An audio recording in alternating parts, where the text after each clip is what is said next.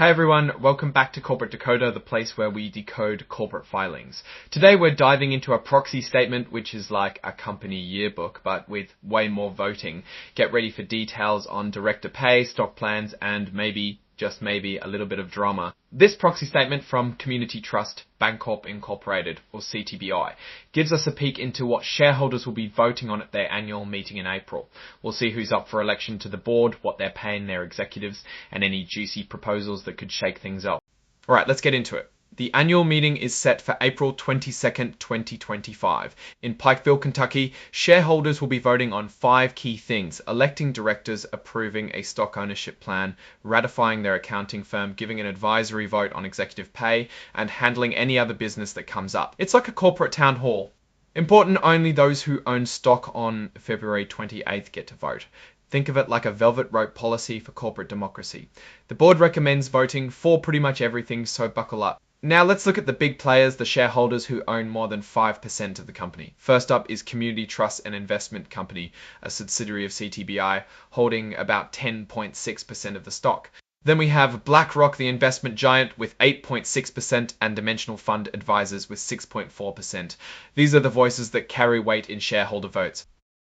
Time to meet the nominees for the board of directors. All 10 current directors are up for re-election. The board wants people with good judgment, strong character, and diverse skills like finance, law, management, and business development.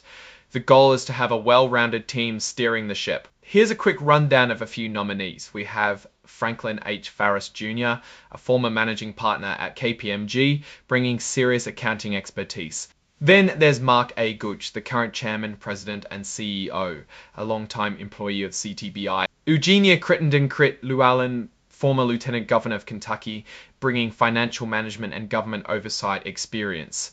If you want to nominate someone for a director position next year, you must submit their name to CTBI's address no later than December 31st, 2025. Time to talk money. How much stock do the directors and executives actually own? As a group, all directors and executive officers own about 2.3% of the company's stock. Individually, Mark Gooch owns 87,026 shares, which includes restricted stock and shares held in retirement plans. Let's see what these board members get paid.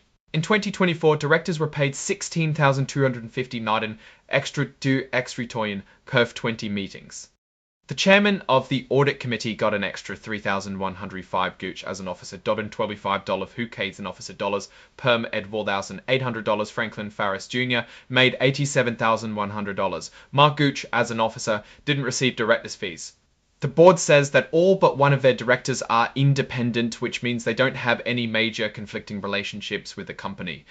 The exception being Mark Gooch, since he is the CEO. Also, Eugenia Llewellyn has been picked as the lead independent director. The board believes that having a combined chairman and CEO is appropriate, saying that the CEO is most familiar with CTBI's business and is best suited to lead discussions on important matters. The audit committee consists of various independent members, all qualified. The committee also has a charter that is reviewed annually. CTBI has insider trading policies which prohibit directors and executive officers from hedging or pledging company stock. Basically, they can't bet against their own company or use their stock as collateral. Time to vote. Shareholders will be asked to approve an amendment and restatement of the 2025 Stock Ownership Incentive Plan. This allows for stock awards and expands eligibility to board members. The board wants the ability to give stock to their people, so they're asking for permission. The company asks shareholders to ratify the choice of BDO USA as their independent registered public accounting firm. The audit committee wants your thumbs up on their pick for the folks checking the books. The company has a history with accounting firms. In 2024, CTBI paid Forvis Mazars $486 in fees, including $356,800 and $56,850 for audit fees, but there is a change in plans. CTBI dismissed Forvis Mazars and hired BDO USA for the next fiscal year. This is where shareholders get to weigh in on whether the executives are being paid fairly. The board is asking for approval of their executive compensation packages. The board thinks they're paying their executives in line with the company's performance, but now it's up to the shareholders to give their thumbs up or thumbs down. The board recommends a vote for this. Time for the numbers. Let's see what kind of money we're talking about. In 2024, Mark Gooch, the chairman, president, and CEO, raked in a total compensation of $1,019 Kevin Sumbo, the Chief Financial Officer, made $574,864 and Richard Newsom, an Executive Vice President, earned $592,200 made $574,864,864,864,864,865. A quick note on compliance. It looks like some executives were a little late filing their ownership reports with the SEC. One Form 4 was filed 2 days late for Richard Newsom, and another was filed 33 days late for Kevin Stumbo. The SEC requires company insiders to promptly report transactions in the company's stock. Let's get into the meat of the executive pay, the compensation discussion and analysis. The goal is to align executive pay with company performance and incentivize management. They are trying to strike a balance and attract talent. The committee manages executive officer salaries toward the median of market values and balances cash and stock incentives. Base salaries are determined by responsibilities and market comparisons. They aim for the median salary of similar positions in comparable companies. Performance is key. Salary increases are not guaranteed and are based on metrics. In January 2025, the committee approved salary increases ranging from 4.0% to 8.7% for the top execs. They determined these salary increases were in keeping with managing executive base salaries toward the median market value. Executives can also earn cash bonuses and stock awards. These bonuses are based on earnings per share and return on average assets, or ROA. At the beginning of each year, the committee sets a target for EPS and ROE. For 2024, performance measures were achieved, so the named executive officers received payments. Mark Gooch got $342,750. There were restricted stock grants handed out to those same executives. They can also receive stock awards. As part of the plan, the maximum award for stock options as a percentage of salary for the CEO is 23%. A significant component of the executive compensation strategy is the use of a forward-looking, performance-based long-term incentive compensation plan.